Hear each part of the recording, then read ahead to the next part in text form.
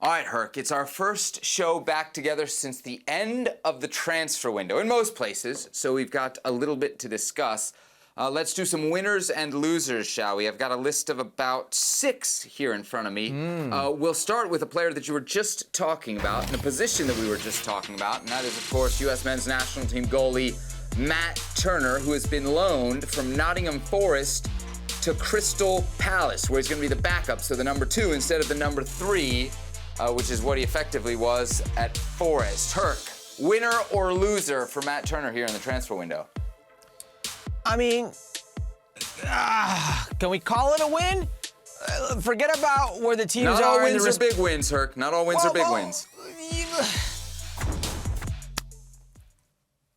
Forget this season for a second. It's so early, right? Wolves are in a better position than Crystal Palace. If we go back to last year, Crystal Palace was a mid-table team. 10th in the Premier League standings. And Nottingham Forest was a relegation battling team. They were trying to fight relegation. And he was a third goalkeeper there last season. He would have been the third goalkeeper here this season. He goes on to, in theory, a better team and will be the second goalkeeper behind Dean Henderson. Gives himself somewhat of a fighting chance on a better team. That's a win, but it's an eye-opening win if you're Matt Turner at the lack of opportunities or options you had at your disposal. Matt Turner came on this very show and talked about the vultures. The vultures wanted to see bad things happen to the U.S. men's national team and maybe his situations. Well, I'll tell you what, the vultures are out again. And they're not just talking about the U.S. men's national team. They're talking about your current goalkeeping situation, where many are now questioning if you're still currently the U.S. men's national team number 1. Now, I know Matt Turner has done well at facing adversity before. We've seen the ESPN specials, the Sports Centers, you know, those segments that they've done on his high school goalkeeping era and how that motivated him, on him watching the 2010 World Cup, how that motivated him, and what he did at the World Cup. But all that means squat now. This is a different situation, and certainly Matt Turner needs a different situation. If he can't remedy this, I don't think being the backup to Dean Henderson is going to save him as the U.S. men's national team number 1. So while this may be a win on paper on the transfer because he gives himself a fighting chance of what was that dumpster fire of Nottingham Forest and Nuno Espirito Santos, who clearly did not rate him as a goalkeeper, he needs to find stability. He needs to find confidence because the U.S. men's national team job under Pochettino now, in my eyes, is a wide open number 1 competition. And I know people may not want to hear it. It could be Ethan Horvath. It could be Zach Steffen, who's come back to Major League Soccer. It could be whoever the case may be under Pochettino. It's a clean slate. And what you did in the past, what you did in that World Cup, it doesn't matter. So this may be a win on paper, but it's still very shaky ground for Matt Turner. Yeah, I think it's an upgrade. You're closer to realistic playing time. You're one injury away from maybe being a Premier League starter, and what a situation that would be. But you're also, that injury not happening, away from sitting on the bench for the entire season. And so if the goal from this transfer window, Herc, was to be a starter, to get minutes, I don't know that he's necessarily accomplished that. I think you have to put it down as a loser. And to your point, right now, the next guy coming in is going to lean, if not at all, at least very little on what's happened in the past. So you really have to be playing. I know we kind of look at a move back to MLS as a very bad thing for some of these guys, depending where they are in their career, depending where they are in Europe. But if Matt Turner would have come back to MLS, he absolutely would have guaranteed himself starting minutes. And in the race for 2026, I think he might need that. So I would say it's a loser here for me on Matt Turner. Let's move to Gio Reyna, who didn't get a move, okay?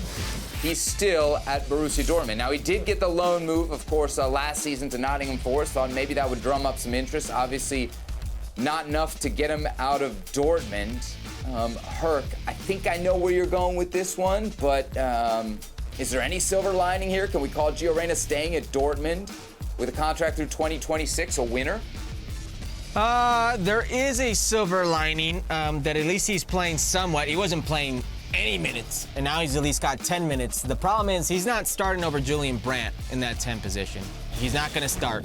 And what's worst is he's not the first nor second guy, maybe not the third guy called off the bench. He's not Adeyemi. He's not Malen. He's not one of these guys that when you are in need of some volume in the final third, you're leaning on. So while you're still 21 years of age and you're still very young, clearly the writing is on the wall at Borussia Dortmund. And clearly it seems they signed you as an insurance policy to sell you, and they were banking on selling you, and they've not been able to do that. So I know that that last loan at Nottingham Forest was a disaster, an absolute disaster. And I know that you seem to have it a refresher when you go to the U.S. men's national team. But staying another window in a club that's giving you no minutes to develop, no minutes to earn that confidence, with a new coach looming in the U.S. men's national team, that's not a great situation. I still, while maybe a loss on paper, want to refrain from saying it's all lost, because we've seen a situation before with Gio Reyna. If he can stay healthy, I don't think it's so much a situation about attitude or so situation about Gio Reyna not fitting in a way that fits the culture. I think it's who he has in front of him. Right now, he's not better than these players. That can change tomorrow. Yeah, to your point about the depth chart, so their last game is Wolfsburg. It's 0-0 in the second half, exactly when you would think, all right, they're going to go to the bench. They need attacking options. They made 3, maybe 4 attacking subs and didn't go to Gio Reyna. And that's with, by the way, Jadon Sancho already out the door. That's right. with Marco Reus already out the door. So there's been some clearing of a path in front of him, and he's still not really close to playing time. So for me, it's a loss in that regard. And the bigger loss here, I think, was reflected in the fact that he ended up going to Forest in that loan. It's just there's not a lot of interest. And it's so hard for people who watch the U.S. men's national team to figure it out, how a 21-year-old who can do the things that this guy can does when he shows up and plays for a national team, no matter who the coach is, can be an interim to the interim. He can come in here and light it up, and yet there's either not a club that's interested enough or Dortmund isn't willing enough to sell him as an asset. But it really just seems like a toxic situation for me, for Gio Reyna at Borussia Dortmund. So I'll call it a loser for sticking around there for another transfer window. Can I add one more thing right there? And this goes for Matt Turner as well. Some of these American players have very, very high salaries. And not just any team is going to pick up those salaries, and not just any player is going to be willing to make less money, and they think that eventually there will be somebody who will pay them, and these deals don't get done. And that's why you see a Gio Reyna go to Forest instead of, what was it, Lyon, I believe, or go to Forest instead of Ajax, or go to Forest instead of these other teams, because there are those teams in the Premier League that will pay those wages, just not necessarily the right teams. All right, let's move on to another part of the American midfield. Tanner Tesman, who got a move from Venezia, just promoted in Serie A, to Lyon in the French top flight for a reported fee of around 6 million euros. Herc, winner or loser here, Tanner Tesman? Winner, baby! Winner, winner, chicken dinner! Where are those brainiacs that were just pooping all over Tanner Tesman in his camp? Always agents asking for too much money. Blah, blah, blah, blah. Where You they talking about couldn't Venezia? see. Because I think the club were the ones going after him, right? Well, no, there was plenty of people that I saw. Plenty of dimwits here who were blaming the player in his camp, not knowing how business works. Can I not say that? No, that's perfectly suitable for I can say shit, but not on ESPN Plus. Yeah. Okay. That one, not so much. Yeah, I mean, come on. Tanner Tesman was one of their best players last season. He's an defensive midfielder who scored 7 goals for you.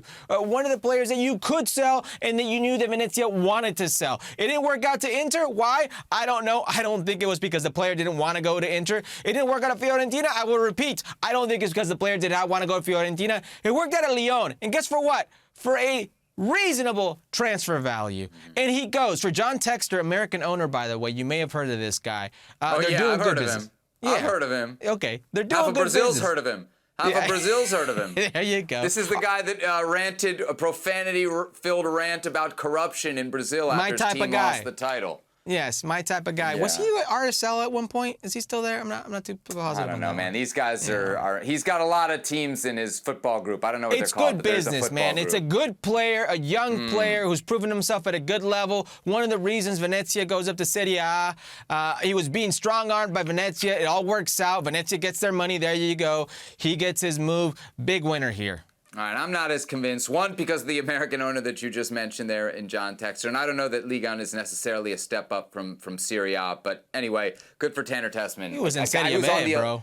But with the opportunity to play in Serie A. Come on. With a chance to play in Serie A, there was both interest from other clubs and his own team moving up. Come on, you got to give him some love. All right, so enough of Tanner Tesman. Who's next on our list? Ooh, a couple of nines here, Hurt. A couple of nines that didn't make the move. Santiago Gimenez, of course, the Mexican striker with Feyenoord, and Jonathan David, the Canadian striker with Lille, both linked with clubs across the world throughout the summer, and yet they stay at their respective teams for at least the fall. What do you think? Winners or losers here? Well, I don't want to group them together. I really don't. Then don't. I don't. Let me start with Jonathan David first. I don't think this is a loser here. I think Lille's going to come out losing. I think Lille's going to struggle when they realize that they can lose him on a free come this next window in January, and that's going to be a massive loss when a player like Jonathan David signs on a free elsewhere. Jonathan David's been linked to some heavy teams, anywhere from PSG to both Milan teams to Atletico Madrid and at one point Arsenal. So let him go for free. Let's see how that works out for Lille. Paulo Fonseca, his ex-coach, is already at Milan. I'm sure he'd love to have him. So I'm going to wait on Jonathan David here. I think this is bad business by Lille, and to let one go. As far as Santi Gimenez, I'm so torn with this one, Seb. I really am.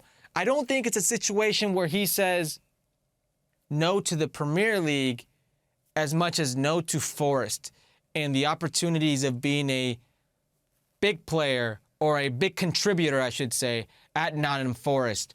And now with this current Champions League, he's going to get, 10 games in the Champions League? Some of those games will be great. Some of those games will be not so great, but it's Champions League no matter what. There are those who would argue that he would get Champions League type opponents in the Premier League. Very true. You would play a City twice a year. You would play an Arsenal twice a year. You would play Spurs twice a year. United, are they in Champions League? No. Keep going. You would play those type of teams twice a year. True. But it's not guaranteed that he would play in those games. He will play at Feyenoord in this Champions League. I don't think it was a situation where it was conducive to him playing and developing him at Forest. So waiting here may not have been the worst idea. I think he's graduated from the Eredivisie, which is the sad part for me. I think he's made for a different league now. So I think there's something to be said from the Santi perspective for avoiding a bad move. And I think it's pretty clear here that Feyenoord was ready to do business, Forest was ready to do business, and the Gimenez camp didn't feel it was the right move. And you might have a different perspective on this, Herc, as a player, you've been there. But it would be my belief that if a player and their camp doesn't believe that a transfer is going to work, the chances of that transfer actually working out are very slim. So I think at this point in your career, any point in your career, avoiding a bad move, a move that you don't think is going to work, a move that you're not comfortable with, is the right thing to do. I think we can label Santi a little bit of a loser because the rhetoric from his camp, from Feyenoord, from everybody we heard, was this was the window, right? This was the window when the move was going to happen. And I think it doesn't happen in large part due to his own performance, right? With Mexico in the national team over the summer, he didn't do great. He didn't finish the season at Feyenoord exactly on fire. Those two things, I think, dropped his value. And let's be honest about the teams he's attracting here, right? It was Nottingham Forest. There was, I think, a team in Russia that at one point was interested. We even heard some links with Major League Soccer at one point. It was not Spurs. It was not Milan. It was not the big teams or the bigger teams that we thought might be interested in him maybe 12 months ago or 18 months ago. So for me, there is a little bit of a loser element to me with Santi. With Jonathan David, I'm kind of with you. I think he's a little bit the victim of whatever's happening in the global market with the nines, right? Like, you would have thought the big name guys would be moving for big money in the summer. To Galatasaray, right? Osimhen, right. Osimhen's going on loan to Galatasaray. That's the big money move. There's obviously some things happening there. But even Ivan Toney, who was, people were talking about like 100 million. He's going for 40 million all of a sudden? Like, the numbers are just getting cut in half. So for some reason, there's not as much big money out there maybe for the big strikers as there has been in summers past. So maybe in another transfer window, we might get some more money in, and these guys might get their move. Speaking of a guy who needs a move, Cesar Montes, okay? He's stuck at Almeria. They, of course, were relegated at the end of last season from Spain's top flight to the second division. The 27-year-old Mexican center back has had links to teams in Liga MX, as well as Major League Soccer, but for now is still on the books at Almeria. Herc, winner or loser? massive loser. Probably the biggest loser out of anybody we could put in this category is Cesar Montes here. This is career-altering stuff, Sebi. Let's roll the tape back of where the Mexican center backs have been in the past few years. His partner in the back, Johan Vazquez, had back-to-back relegations in Serie A. That was Johan Vazquez. Cesar Montes had back-to-back relegations in La Liga with two different teams like Johan Vazquez did, except Johan Vazquez made that situation a bad situation, a good situation, and now is a consistent starter in the Serie A. He turned things around. Cesar Montes will be 28 in February. He can't play for Almeria, who's in the second division of Spain. Now, that may be political. It may be a situation where they want him out and they want him sold and in a high money amount, and they feel they'll get it. I don't believe anybody's going to pay $14 million for a guy who doesn't play in the Spanish second division at 28 years old. But we're talking about a guy that not too long ago, consistently, for the last couple years, was the best Mexican defender in the program. And now he can't get on the field. I will repeat, career-altering stuff here. We're in a situation, we're at a crossroads. He is at a crossroads that he finds himself in right now, where if he doesn't play here, it might be a cautionary tale we're talking about with Cesar Montes. It really is one of these things where I cannot understand, I cannot fathom how we got here. Yeah, disaster for Montes, disaster from the national team perspective as well. You said it, man. He's a huge part of the program. He started the first game of the season, played 45 minutes here for Almeria, gets pulled at the half, and hasn't played a minute since. So obviously something toxic there with the club. The links have been to teams that at this point in his career, you're saying, well, I don't know. Should he go back to Liga MX? Should he go back to MLS? I think anything would be better than here. Clearly, there's not interest in Europe. I've seen Inter Miami linked. I've seen Club America linked. What do you think, Herc? Where would you rather see him, MLS or Liga MX? I'd rather see him playing first division in Spain. I still think he's good enough. I don't know the situation, the inner workings of Almeria and what they pretend to get out of not paying or playing a guy, but asking $14 million for his services. I don't know what they get out of that or what they pretend to get out of that for him to go elsewhere and then to get their money. He's got his options, man. I would hate to see a player that I rate highly, who is athletic, who is physically gifted, height, who has good feet about him, has goal-scoring prowess and set pieces, go back somewhere like Liga MX, and for what they're asking, it's really only a handful of suitors. We're talking about America and the Monterrey teams. We're talking about Tigres, and who have a new center back right now, and Guido Pizarro is right next to him, so I don't believe that's going to happen. And Monterrey, who was his parent club where he came out of. I don't see that situation right now. Maybe it's a situation where they say, hey, we need somebody to come in and be that guy. We will pay that fee and pay you your money. I really think it's one of those MLS situations, whether it's an Inter Miami, whether it's an LA team, whatever the case may be, that they can pay for him. Atlanta, I don't know. Major League Soccer teams have the money, that type of situation, but we've seen how Major League Soccer and Mexican players go. The moment a Mexican player goes to Major League Soccer, I do not care what point of his career he is in, that is the end of the Mexican national team. Whether it's fair or not, whether you choose to believe it or not, that is the case. You go to Major League Soccer as a Mexican player, you are done with the Mexican national team. That is my fear here. Yeah, we heard comments from Hector Herrera to that end just this week. As far as Cesar Montes is concerned, man, it's a tough situation. Maybe it is MLS, maybe it is Liga MX. Of course, if there's an option in Europe, that'd be the first choice. I'd put Liga MX second. I would put MLS a distant third in terms of what would be best for his national team future. All right, one more topic here on our transfer window winners and losers. We're going big picture here on Liga MX, specifically their sales and their exports.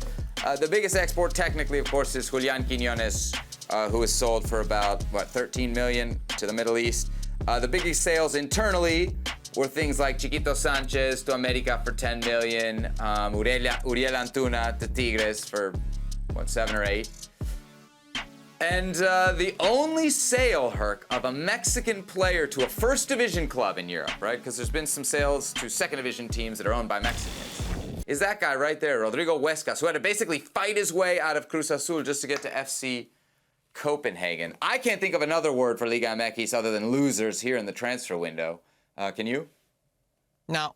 And rinse and repeat. It doesn't matter what window we're talking about. Can you repeat what the number for Tanner Tesman was to go to Lyon? Can you repeat that number? Yeah, I think it was around 6 million euros. That's what I saw reported. 6 million euros for a guy who was one of the best players in Serie B, who was an institutional player for Venezia, one of their leaders, one of the most important players. That's what they sold him for. And you have Chiquito Sanchez from Pachuca who goes to America for 10 million. Mm-hmm. Make that make sense. It's simple economics, it's simple finances. These clubs around the rest of the world, and you mentioned the transfer fees or the lack of spending power in this window, they're not going to go for these players if you're inflating the market. You can value them however you want to value them, but the rest of the world's going to say, no, thank you. We don't have monopoly money. We're playing with real money, and your player's not worth it. This is a different market, and that seems to be the case here. There's an inflation, an over-evaluation of the Mexican player in that market, and whether you choose to think it's correct or not, it's a reality, and that reality prevents these players from going abroad because it's not for lack of talent. Trust me, there are plenty of players. You saw Piojo Alvarado, Roberto Alvarado, Chivas player, Flamingo, wanted, it was Fluminense, I don't forget who it was in Brazil, that wanted this player. Flamengo. Yeah, and it was a crazy amount for him. They made a actual bid, and Chivas was like, no, thank you. We're good. So the player stays. I know that's not Europe, but it's a very good league, a very good stepping stone, and they say, no, thank you. And they keep him because they can pay him. They keep him because they can keep him. So it's a terrible situation for these players in Mexico. Yeah, there's always a lot of smoke, right? Guys linked to teams. We've seen it recently with Gino Huerta and a supposed move to Liverpool and then getting loaned out somewhere else in the English pyramid. But we see a lot of rumors. We see a lot of reports. Come on, man. There's a lot of conversation about Mexican players potentially making moves to Europe. And maybe it's not as grandiose as Gino Huerta, but it's a lot of links to leagues like the Eredivisie. So the president of Puma said that Liverpool wanted him and was going to loan him out to Sunderland, but the Sunderland coach didn't want him. But we don't see one single report in the UK, not one single smoke signal, back page 6, nothing like that. These things always happen in Liga MX, and you're right. Agents try to leverage other clubs, other leagues, saying they have offers here to get their client a higher offer to lock them down for more years, and that's part of the issue. Do you honestly believe Liverpool wanted Chino Huerta? Do you believe Cesar Huerta was on their radar? No, of course not. Not as a first-team player, maybe as a squad guy. Why would you want a squad player who's 24 years old? Yeah, regardless if it's true or not, right? I think the idea here is that there's always interest or seeming interest. Maybe it's not from Liverpool, but there's interest in guys like Chino Huerta. We've heard Leverkusen interested before in him in the past, and yet none of these deals come to fruition, and it does always trace back to the high asking price that these Mexican teams have, and that, frankly, they can fetch internally. And that's what's damaging to the national team, is that this damage is being done from within. It's clubs like Club America, it's clubs like Rayados, it's clubs like Tigres that are buying these guys at these inflated values instead of letting them go. These are big clubs. They should be able to pull this talent they want to spend on extranjeros, pull those talents out of Argentina, pull them out of Colombia, pull them out of anywhere else in South America. But when those few talents are in Mexico, you got to let them go to Europe. You just have to do it if you're going to follow through on all the promises that we heard after the World Cup, which was that there were going to be reforms and a different way of doing business. You're going to see less of that. You're going to see less of that with this under 23 player rule, minutes rule. You're going to see less because these players are going to be so valuable to these clubs. So you're going to see less of that because of this rule that when they play, they'll be benefited from because they're playing in first division, but they will also be so valuable to these clubs that they will be less inclined to let them go, regardless of what the money is.